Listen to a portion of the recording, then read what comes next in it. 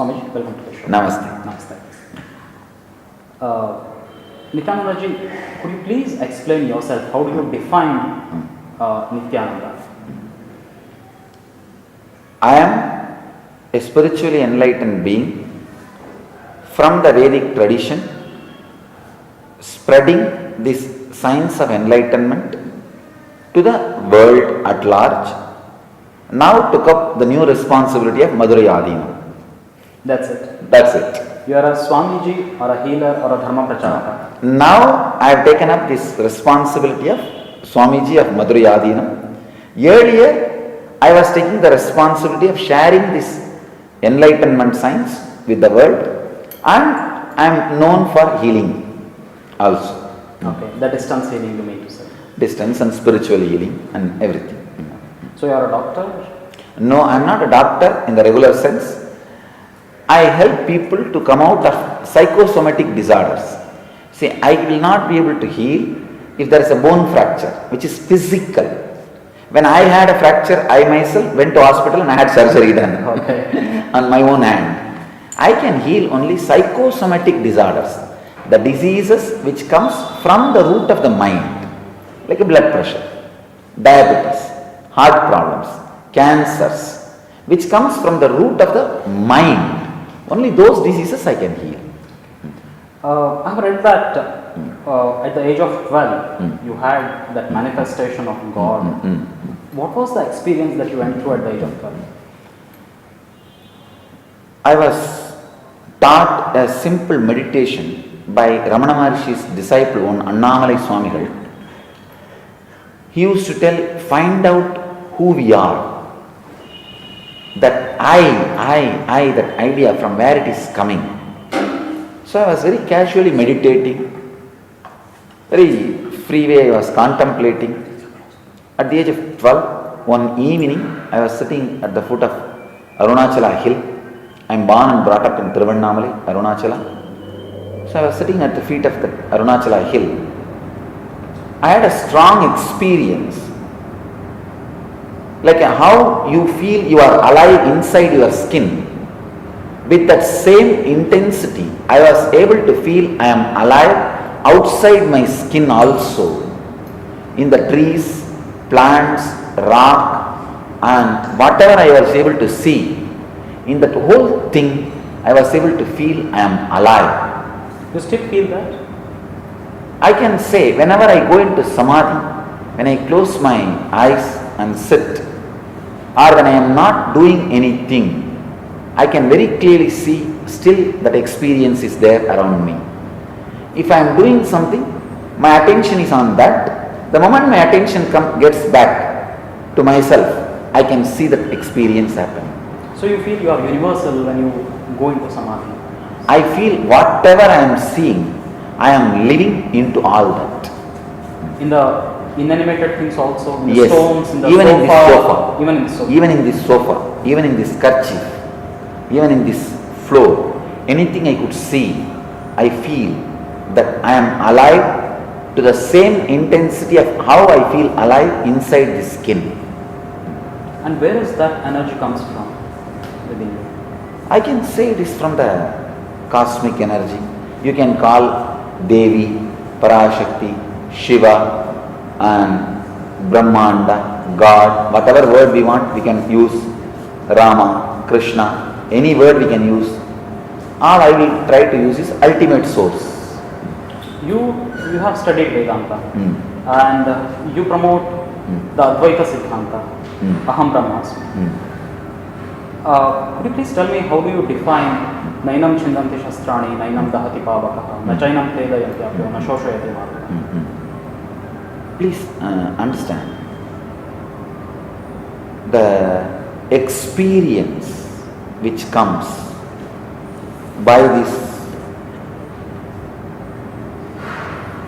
enlightenment, Atma Sakshatkara, this can never be taken away even if your body is taken out of you.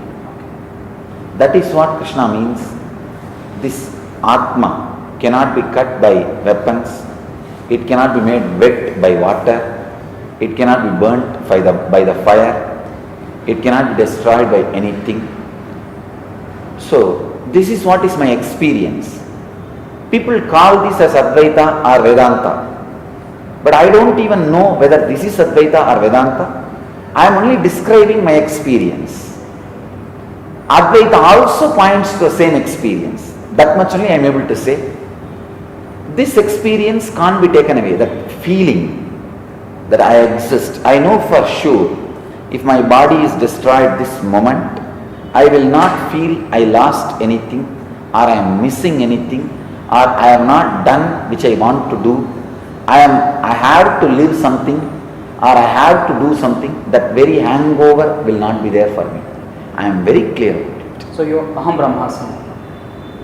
I don't want to utter that word because that word has a lot of twisted meaning. But the actual meaning, you take it. See, I'll give you my own explanation. Whatever I feel as alive in this skin as life, how intensely I am living inside my skin. See how intensely you are living inside your skin. I am alive with the same intensity, not only in this skin, anything is around me, anything I could perceive. That's all I can say. But you don't want to utter that word Aham Brahmasmi. Because why? that's Because Adi Shankaracharya. No. What I am saying, I can utter that word for myself. I cannot utter that word for society, because the moment that word is uttered, now thousands of attacks can start. Like, oh, do you mean to claim you are God? Do you mean to claim you are this? Do you mean to claim you are that? So all those unnecessary arguments and unnecessary ideas loaded onto it. To avoid that, I can say Aham Brahmasmi is my expression and experience from inside, but that cannot be claimed to society. So now can we come to the conclusion that you are against Vaishnavism, where the Jivatma and Paramatma are two different things? No. I am not against Vaishnavism. Each philosophy helps to certain type of seekers, certain type of mind setup at certain level. Many times Vaishnavism helped me to learn about bhakti, to the Vaishnavite saints, how they melt. That melting heart is something extraordinary. You can see as a unique contribution to by the Vaishnavite saints. That feeling connection. So actually, recently after my coronation of this mutt is Shaivite mutt, I visited one of the Vishnu temple nearby. This created a controversy. Some people have started abusing me using that. How can you visit the Vishnu temple and all that? But I tell you, lot of things, beautiful things have been added into my life by the Vaishnavite tradition saints. Lot of devotion I learned, melting with the heart I learned from the Vaishnavite tradition masters. But you believe that God somewhere, God or a small part of God, he or she stays in your heart, in your body, somewhere. I can say, whatever we call as ultimate God surely resides inside my body also, and in the whole cosmos, and in everybody's body also. In everybody's body, with everything which I can perceive. But do you think that Jivatma and Paramatma are two different things or are the same things?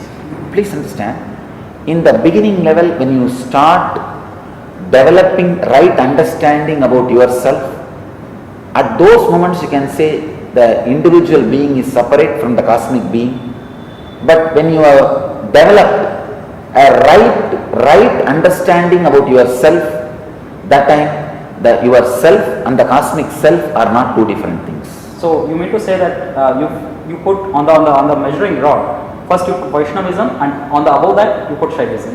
I don't want to categorize this but way. That's what you mean. No, but what I am saying, I don't want to say whole Vaishnavism is completely duality. Okay. Because even the Krishna Bhaktas, they felt one with Krishna.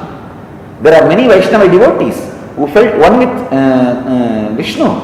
And there are many Shaiva devotees who always felt Shiva is great and they are individual, they are separate. So I don't want to equate Shaivism to Advaita and Vaishnavism to Dvaita. In each tradition, there are different levels of devotees felt Dvaita Visishtadvaita and Advaita, both. So as far as I am concerned, I only feel all the three complement each other. They don't compete each other. Okay. All the three are complementary to each other. Complementing to each other. They don't compete with each other. But you are not a God. I wanted to say, I am not here to say I am God. I am here to give you the experience you are God. Yeah, that's what the statement says, your most popular, one of the quotes. Having said that, you are a sannyasi again. When people look at your attire, your jewelry and everything, they don't feel that there is a sannyasi. They feel that maybe like any other person. Two things. Of course, now after I took up the responsibility of Madurai Adinam, I am wearing only this dress, which is Madurai Adinam's uniform. Okay, you are not wearing anything. I am not wearing anything no else. Jewelry. This Madurai Adinam's jewelry. The Rudrakshas. Rudrakshas. Madurai Adinam's Rudrakshas. No other jewelry. No other. Necklaces. No. And in the future, you are not going to wear that. No, I am not going to wear any of that because of this much responsibility. Okay. So and I also wanted to answer one more thing. Yeah. Even earlier, what I was wearing, if you look at deeply, everything is completely designed based on tradition. See the dress I was wearing, it is always this dress. Maybe the color is little different. Colors, even the jewelries, everything will be Rudraksha based. It is done inside our ashram by our own brahmacharis, handmade. So please understand, maybe I wanted to present the lifestyle of the Vedic tradition, not just only the philosophy of the Vedic tradition. That is the reason I was promoting some of the lifestyle things. Lifestyle of the Vedic tradition, I believe, is very simple and very ground to earth. It is not always. It is not always. That was also one of the phases. That I can tell you. We had different phases, jubilant components, the celebrative components. So the photos now which are getting promoted are taken some during the celebration. I tell you, 90% of the time, even in Bididi Ashram earlier, before Madurai Adinam, I was wearing only this. Maybe some celebrations time, some jubilation time, I was wearing some other color, maybe the same setup, the same design, some other color or some other Rudraksha based jewelry. But those photographs have been so popularized by now by special few medias with vested interest. They started feeling whole day I wear only that. No. Even the Shiva dress, what was the logic behind that wearing? It was one thing. In the Hindu tradition, there are different meditations. We call it Bhava Darshanas. So when you enter into that Bhava of Shiva, when you enter into that altered states of consciousness, the transcendental consciousness, when you express the Shiva's energy, Shiva's mood in the deep samadhi with Shiva, those Shiva's Rudrakshas are that Shiva's that tiger skin color clothes, printed clothes, it's not tiger skin actually, it's tiger skin printed clothes, those things naturally feels nice. When you meditate on Vishnu, wearing that Vishnu's tilak or the tulsi feels nice. It is just like my commitment and the respect to the tradition. That is the reason that Trishul or all those things. It is not that all those things are some special pride or anything. I feel not only the philosophy of Hinduism, I wanted to popularize all over the world the Bhava tradition of the Hinduism. That's all. Yeah. India has seen many saints, and to name a few, Sharda Mata, Paramahamsa, Ramakrishna Paramahamsa, Swami Vivekananda, they never did like this. But you please understand, Ramakrishna used to wear sari when he goes to the Devi Bhava and Saka Bhava. He was practicing, considering himself as Devi's Saki, friend. Those days he used to wear sari, and when he was practicing the Madhura Bhava with Krishna, Sri Krishna, he was wearing the sari. It is not that he was not wearing. Read his biography. It says very clearly, he used to wear sari, jewels, he used to go into that bhava, he used to express different bhavas. Swami Vivekananda, what about him? Maybe Swami Vivekananda did not express, but Ramakrishna expressed. One Jnananandagiri Swamigal in near Tiruvannamalai, he was there. During Navaratri days, he used to wear sari and sit like Meenakshi. So many great saints have expressed. One Ambaji, Swamiji who was in Gujarat, he used to, a great saint, he used to wear sari and express. and many of the Nada sadhus wear complete Shiva's attire and express the truth, Shivoham, Shivoham. So whatever I did, nothing new to Hinduism. So it is, see, it is portrayed as if it is new to Hinduism. It was not new to Hinduism. It was not against the tradition of Hinduism. It was completely in line with the Hindu tradition. So to which god you relate with? As a Shiva again? I can tell you one thing. Mostly I relate with Shiva. But when I speak on Bhagavad Gita, I relate with Vishnu. When I speak on the Devi's teachings, or Devi Bhagavata, or Chandi, I relate with Devi. Mostly you can say I can relate with Shiva. When you feel that you want to relate with some goddess? No, I don't. No, I don't feel like relating with anything. When I say relating, it's like connecting, feeling connected with that and becoming one with that. So it becomes automatically, or you put external pressure on yourself? No, there is no external pressure. Okay. It's like an internal digging. Okay. Internal tuning. When I tune, in few seconds, the individual idea which is talking to you dissolves into that existence, into that presence. Okay. But now your devotees are going to miss the celebrity side of the Hinduism, or what you say, the other side of Hinduism now, because you have become the next pontiff of the Adinapima. That's true. So you're not going to wear anything like this. Of course, they may, see, what I am saying, they may miss that, but that is okay, because I took up this responsibility knowingly that through this responsibility I will be able to contribute more to Hinduism, so I took up this responsibility. What is your ultimate goal? Ultimately, I wanted to share this experience of enlightenment with at least few million people.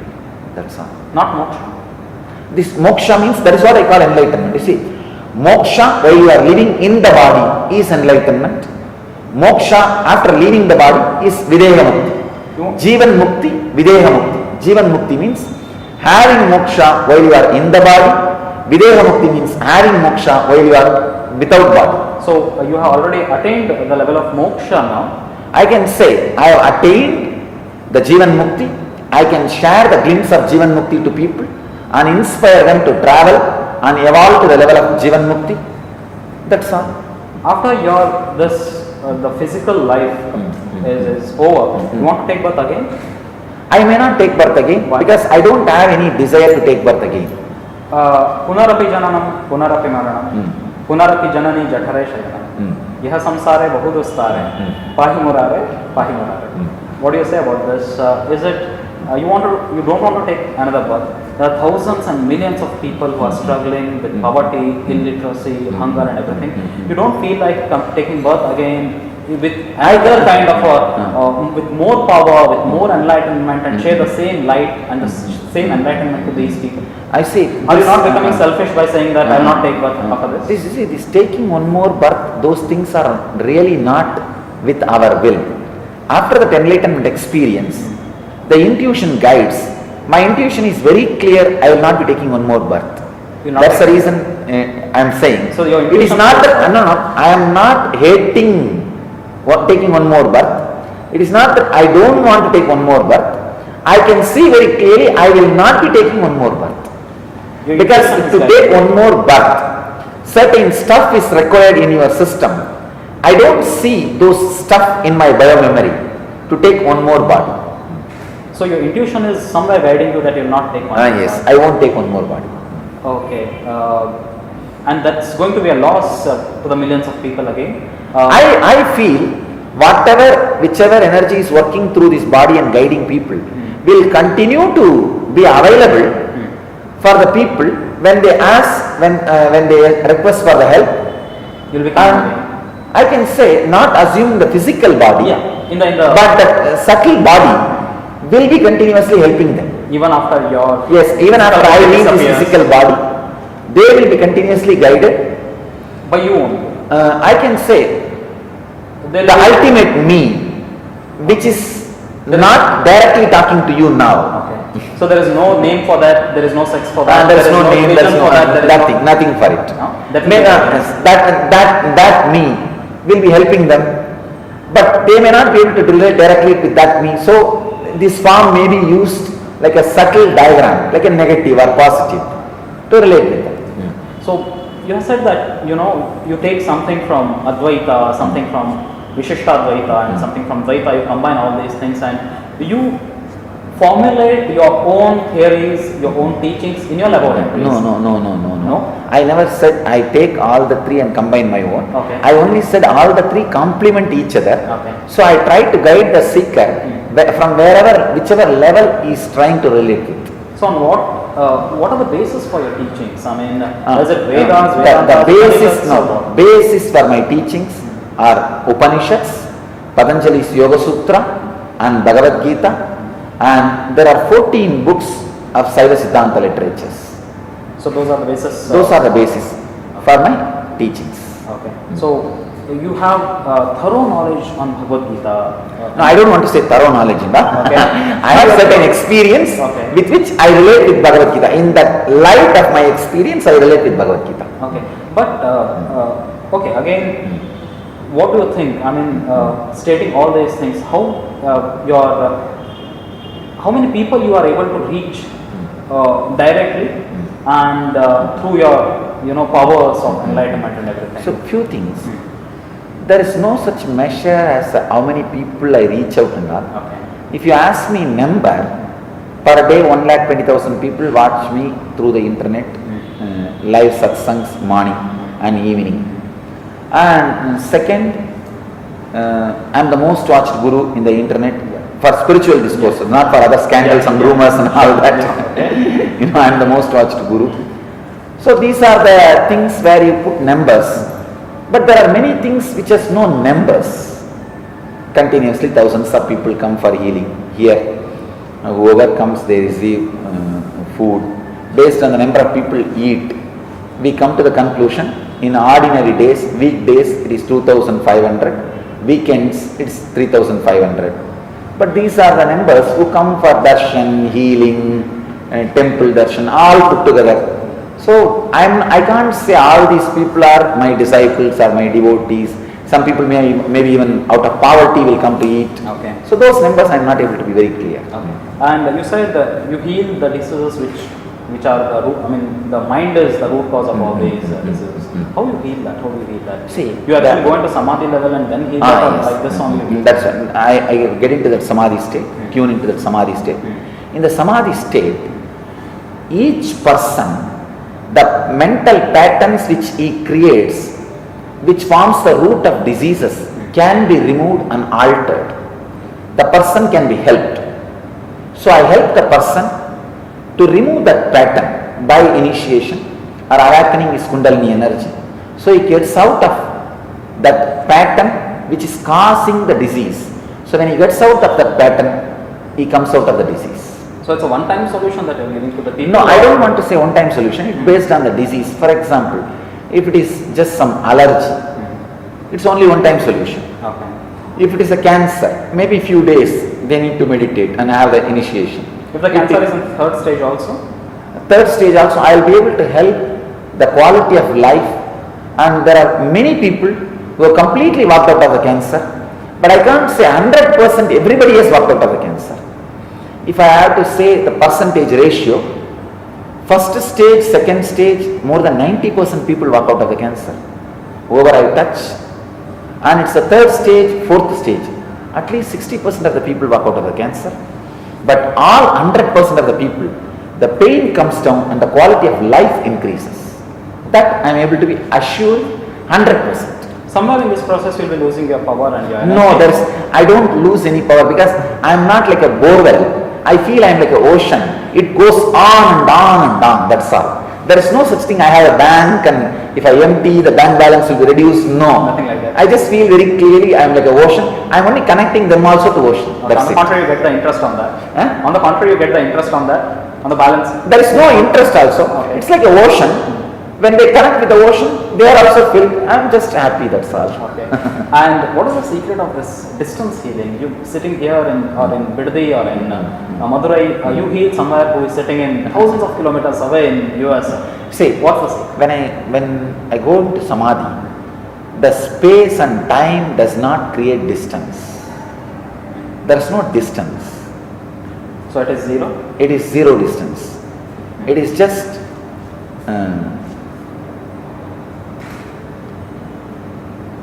operating from the source. That's the right word. And where is the source? The source is you. No. See, when you go deep, I go deep. Where both of us meet is source. Okay. So when I go into deep, when I go to the source, I can pull you also into the source. Because always all of us like the source. What if I'm not? If I don't have faith on you, is it possible for you to, see what I'm pull saying? me to that source? If somebody has no faith on me, see, I don't even request. I don't even ask the faith as a prerequisite. I call it feeling connection. If you have a feeling connection, it's easy for me to pull you also into the source. Okay. If you don't have that, I give you the intellectual solutions, like these ideas. Please understand these ideas. Do this pranayama. Do this kriya. So those things, when you start doing, you see certain developments and help in your system. That creates the feeling connection. Then immediately you are drawn and healed. So what is the difference between you and Benny Hinn? I don't know much about Benny Hinn, and so I have no comments. He also calls the people on the stage. He also cures. He also promotes distance healing. Maybe your ideas only what Benny Hinn is. I do not know about Benny Hinn. I learned this science from my guru in the young age, who taught me based on 3 books: Spandakarika, Shiva Sutras, and Patanjali's Yoga Sutras. He taught me these 3 books. From these 3 books, he taught me this science. So I do not know about Benny Hinn, so I can't comment about it. Okay. And science clearly says nothing can be created out of zero, but you create out of zero. How it is possible? No, I don't create anything out of zero. The vibhuti. No, everything is teleported. Please understand. Much of it is teleported. Means it is there in my temple, in my ashram, or in the room where I am staying, or the meditation hall where I am sitting and doing. Much of it is kept in that room. It disappears from here and appears there. It is mostly teleporting. Rarely the materialization happens. That also, from the nature, it gets materialized. Very See, for difficult to example, understand and get convinced on this. If you please elaborate on this. See, the problem is, these are mystical sciences. Before itself, I want to make a statement. I do not claim any of these powers. I do not claim I am special by any of these powers. If people feel when the devotion and enlightenment connects with each other, miracles happen as side effect. Okay. So when the devotee's devotion connects with the enlightenment experience in me, miracles happens as a side effect. So I do not claim. Now if you ask me, please materialize and show, I can't do. I don't have the power. Then how it happens? You mean to say that when I sit in samadhi, when they intensely ask, it just happens. I only know this happened. I can only tell the information, but I myself do not have the will to decide or guide. It's like I won't be able to decide, today let me materialize on US, tomorrow let me materialize on Singapore. That will is not in my hand. Okay. I only sit. When people send me email or send me a question, send me the request, I say, all right, let your devotion be fulfilled.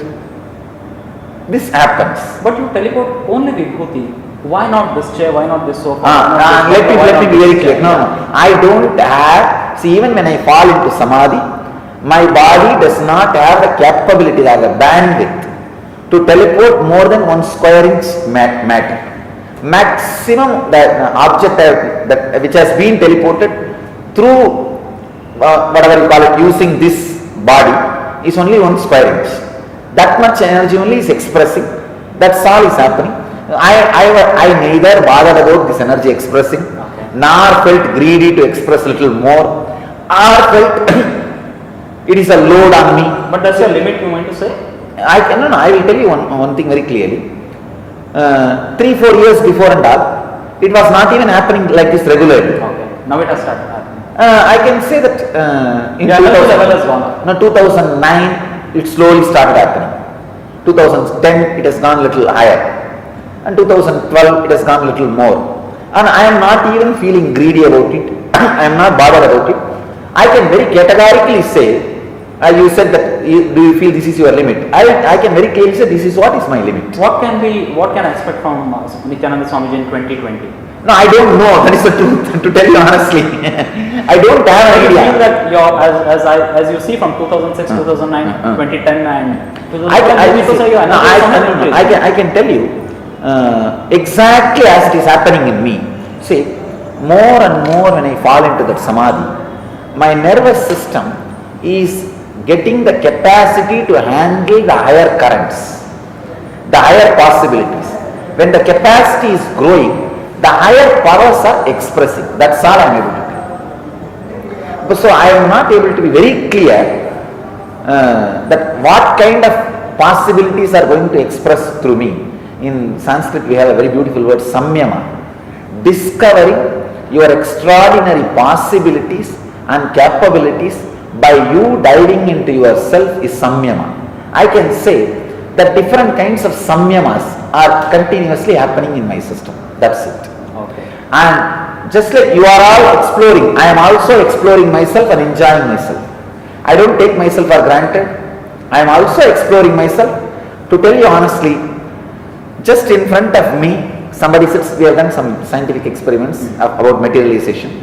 When somebody sits in front of me and those scientists are asking, Swamiji, now you please fall into samadhi and try to materialize. When that materialization has happened, it is not that everybody felt relief, even I felt relief, oh God, it happened. So you understand, there is no guarantee or there is no surety or there is no such thing that those powers are under my control. Actually, I am under the control of those powers. Yes, please go ahead. Having achieved all this, the metaphysical powers, the spiritual powers and everything, why do you think these all cases, these all chaos, these all milli and everything is happening? Usually. To be very particular with, if we take the first case in 2009, which dropped up with Ranjita. It was not a case, it was only a scandal and rumor. So it was not a case, legal case. What about the video you want to say? It was first thing, the video is completely morphed. We have 4 reports from the American FBI. You see, the experts who give witness for FBI, using FBI expertise, FBI machineries and FBI standard methodology, they analyzed and very clearly presented it is marked video. Second, you are not that the person who is actually there. The act which is shown is never happened by me. There is some other person and the other lady. I do not know how they overlap, how they did and all that. If I can give you all the 4 reports, one thing I can be very sure, the acts which are being shown in that video, I did not perform. This I am making it very clear and I can give you clear proof. This is first thing. But you have faith on the US agencies, you don't have a faith on Indian agencies. No, 2 things. The US agencies have very clearly said the sophistication of the software which are used in many Indian laboratories, we don't even have the machineries to diagnose those sophistication. Indian laboratory, we have only Adobe 2 software. Till Adobe 2 software only they can diagnose, they can find it. This is, the reports are saying, this has been developed using Adobe 8. Which is not in... which is not available in India. Which is not available in India. I can present all the 4 reports to you. Not only those 4 experts have given a witness, and they are also given an affidavit. They are ready to appear in US court or Indian court, any country's court, to give expert witness. So again, but why that thing popped up? I feel you have enemies. From the social level, if you want to ask, there are a few very powerful people trying to grab one of our property in Chennai, which I did not allow because we wanted to build an hospital there for social service. So when I did not allow, then all these blackmailing, everything started, and they created this whole thing and big problem. They blackmailed you directly? Yes, using my ashramite, to my ashramites and all that. We have even given a case in Tamil Nadu, to Tamil Nadu CVCID. It is, investigation is going on. In that case, 4 have been arrested already. Saxena, who was the COO of Sun TV, and Ayyappan, who is Saxena's right hand. and Lenin Karappan. Just now he got the bail and came out, and his assistant Prasanna. The two more persons are absconding. The Lenin's brother Kumar and Arti Rao. These two are police is searching for them. So the case is going on, and I feel in the social level it was a blackmailing and extorting money. That effort, that is the whole conspiracy. The cosmic level, I feel all masters, when you see, all pathfinders are pathbreakers. All pathfinders are pathbreakers. So naturally, when so much of good is done to society, there will be some revolt from some corners of the society, some parts of the society, based on their own various unconscious patterns. Each master has to face this and succeed in this whole war. So it is the fight between the Sattvic people and the Tamasic people. I don't want to name those big words and create more anger in them. I can only say one thing. It is a fight. I know for sure I am dharmic, I am legal, and divine is supporting me. I will win the fight. I will win the war. Okay. After 2009, after Vanjita's case, there was a gap, and suddenly the Arti Rao case. Why there was a gap and why it's against her? No, you should know the funny thing. In 2010, November, our statement, whatever you call, our false statement was submitted to the court by Karnataka CBCID, and I don't know, for various reasons it is stuck in the High Court. Maybe court has felt there is no stuff in the whole complaint, and if you read the complaint and see her statement very clearly, even a common man can say she is lying, because she says from 2004 to 2009 she was raped 50 times. She was not kept inside the room, or she was not kept in the ashram, and she was with her husband staying, and her father and mother were only staying in the ashram. She always used to go and come back. She was traveling to and forth from US to, she used to come and go, and that apart from that, she is a Pittsvillani graduate, highly qualified. She says 2004 to 2009 she was raped, and she comes out in 2010, almost after 14 months gap of last incident which she claims. And between, I was arrested, I was in prison. Anybody, when somebody is arrested, is the right time to come out. I was arrested in April. You see, the false FIR was filed on me on March 4th, and I was arrested in April 21st, came out June 13th, and July, August, she did not come out till then, and she suddenly comes out. Means there was some blackmailing and bargaining, extortion effort was going behind the back. So when she contacted the Vidya Ashram? No, different people. She approached you? And not directly to me, through different people. The extortion effort, all that was going on. Tried to blackmail. Blackmailing, extortion effort, all that was going on. We have presented all the evidence to the Tamil Nadu CBCID, and all the effort was going on. When they found very clearly I am not going to budge, they gave this false case. And that also was practically sleeping in the High Court. Now I became Madurai Adinam. Now she felt, oh, this is too much. Now I have to do something to defame him. She comes out and gives a statement in media. Actually, she is being searched by Tamil Nadu CBCID. She is avoiding the investigation. And second, she has 3 summons from Ramnagara court, and she has 2 summons from Varanasi court, and she is being summoned many times by the US court, some civil litigation. She never appeared in any of that. Is she that strong to avoid all these? Seems to be. I feel maybe somebody is using her. Who? I don't know who. Still I am not able to pinpoint. A group of people who worked against me earlier. Maybe they are using her. You are pointing out to Sun TV again? I don't want to point out to Sun TV this time. This time I can say there are some people who are fighting some civil litigations with me to grab our properties in US and in India. Those few people may be using her. I think this time I am not pointing out to Sun TV. Okay. I am very clear, because this time when this whole thing, whole crisis, Sun TV did not come in the front, and they did not do what they did during 2010. Okay. in the media or also in the common people's world, actually, people are talking, reporters, journalists are talking that there is a competition between Nithyananda Swamiji and one more strong spiritual leader, and that led to all this confusion. No comments. But somebody is there, of course, controlling Artira.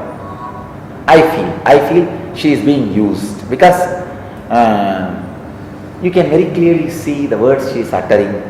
It is just a simple lie, a very open lie.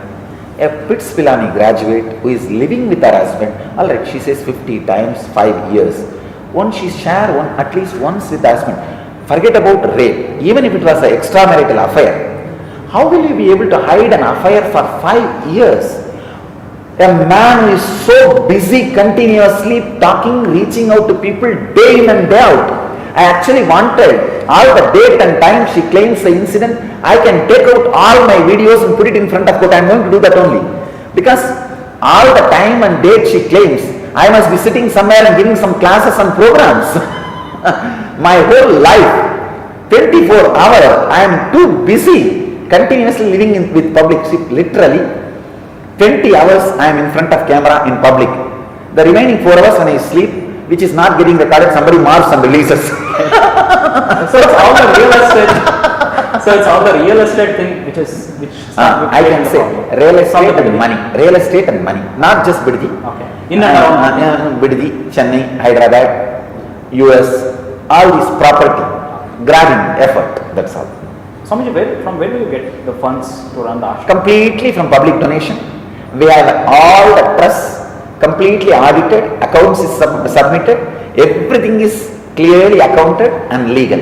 Year by year, your funds have been, what kind of a graph it's showing? It is increasing or decreasing or what? I don't want to say increasing or decreasing. It is happening, but whatever comes, everything is audited and accounted and open to public. It is left, it is put even in our websites. It's uploaded, it is all open information. So it's completely in black and white. It's completely in white, no black. Okay. Including this ring and this mala, everything is white. And but there's something, I mean, the real estate actually started the entire problem. I can say real estate and money. And the foreign funds, you mean to say the money when it comes, because earlier the foreign funds used to go to one particular ashram in Bangalore, which was very powerful. But after Biddi Dhanapeetham started, actually the foreign funds, including the major foreign funds, started diverted. They got diverted to the Dhanapeetham. No comments about it. See, there is enough of foreign funds for everybody to do social service. There is no such thing as somebody's, I need to get into somebody's market or somebody's income. No, there is a blue ocean in front of us. I don't feel anybody as my competitor. I also request others not to feel myself as competitor. You also do the social work. Let me also do my social work. That's all is my request. So no competition with anybody. I don't feel anybody is my competitor. But somebody feels that he is your competitor. I do not know about it. Okay. But why you need 22 acres and 32 gunta to run that?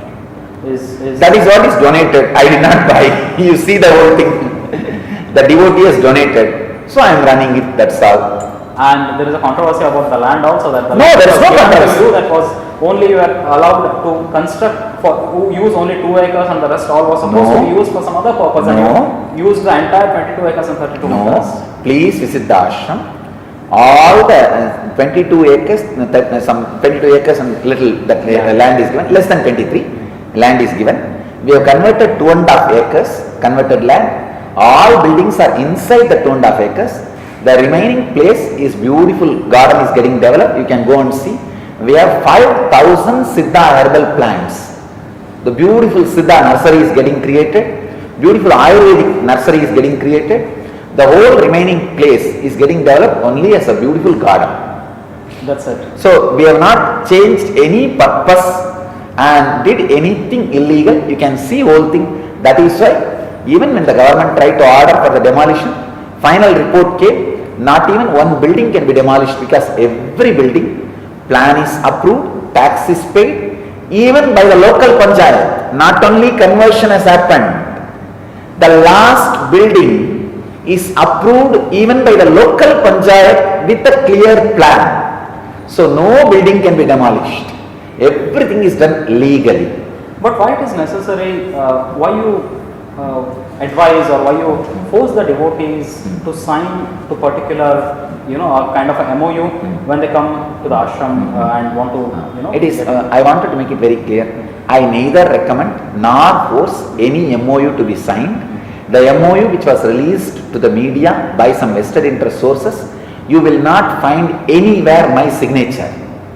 They have created somebody else's signature, and you see, in my ashram, all the trusts, I am the managing trustee. In all the accounts, in everything, even if you receive 10 rupee check, you will see my signature. Samaya TV posts many of my satsangs, discourses, the slot payments are given. See all the payment, every single check, only my signature will be there. So you don't have any kind of agreement with anybody? No, it is a complete false thing created, forged and promoted by somebody's signature who does not even know English. That is what now we are bringing it to court. It is completely forged. It's a document forged, we will prove it in the court. Okay, and you said real estate and money this time? Yes. Not, of course, there was no Sun TV, there was no picture of Sun TV At this time Sun TV was not involved, okay. But there are some other people who trying to grab our property were involved. Okay, and in this particular, the latest where there was a press conference, called for a press conference to give clarification on this issue, suddenly a reporter from one particular media comes up and tries to give you a summons. It is not summon, okay. I wanted to clarify, it is an illegal lawyer notice. It is not court summon, lawyer notice. Even that should be given as per the Hague Convention by legal representative. All I said, all of your media persons were there. It was going live in many channels. I told very clearly, please do only media work here. It's a press meet. Do not do legal representative work here. If you are media person, please be here. Otherwise, please leave the hall. I used the word very clearly, please. It was never an arrogant or abusal. We have never manhandled him or physically hurt him. He went and gave a false complaint that I physically hurt him.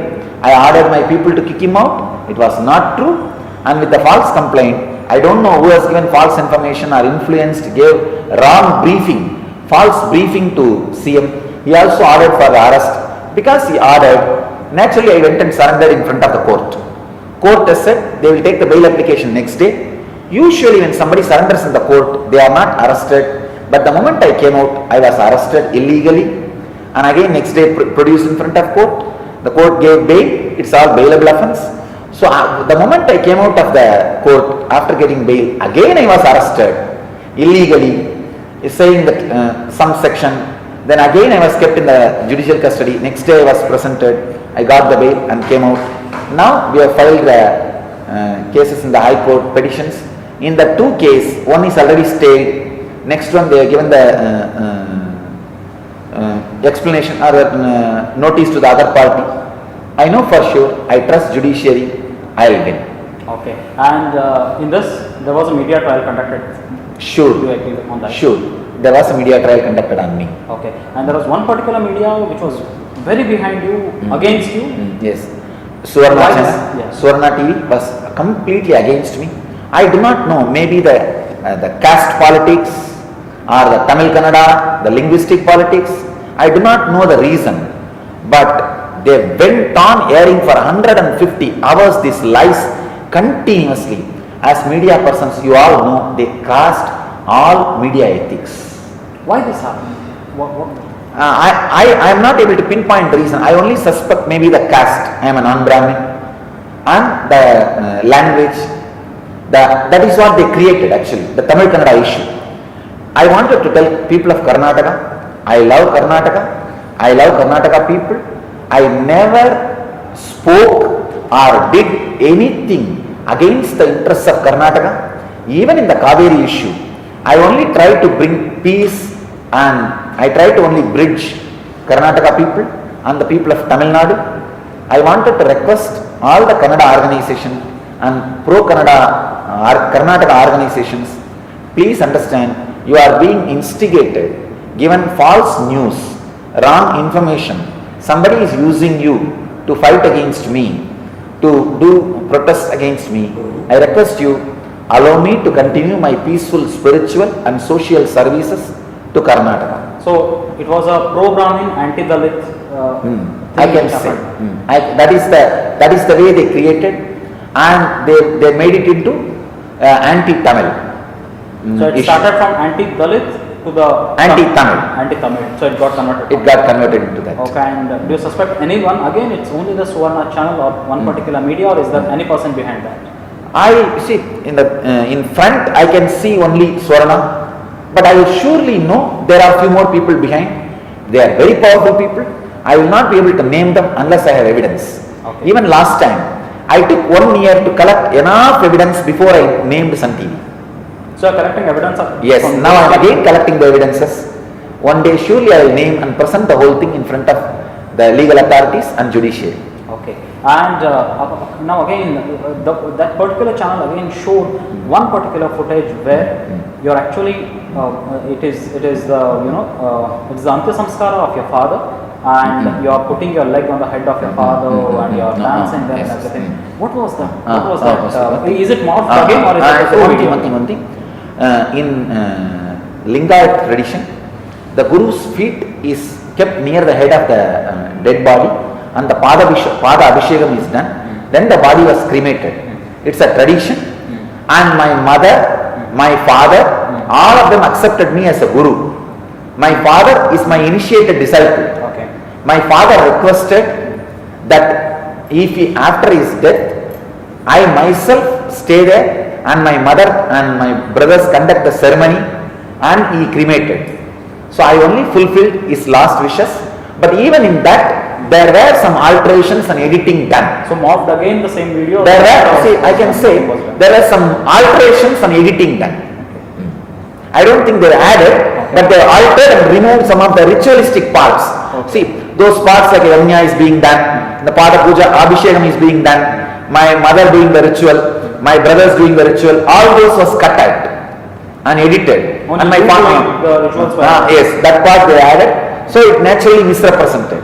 And not only that, my father took a promise from me, none of us will cry when he dies. He said, I am so fulfilled, I gave birth to you. So I should be given a celebrative farewell. Those things are okay, but even in that there was a misrepresentation and manipulation, and especially removing the music and the chantings from the behind, all those completely misrepresents. What's the importance and significance of sex in the world or in this world? You see, in the world, when somebody wants to create their body like their bodies, sex is important.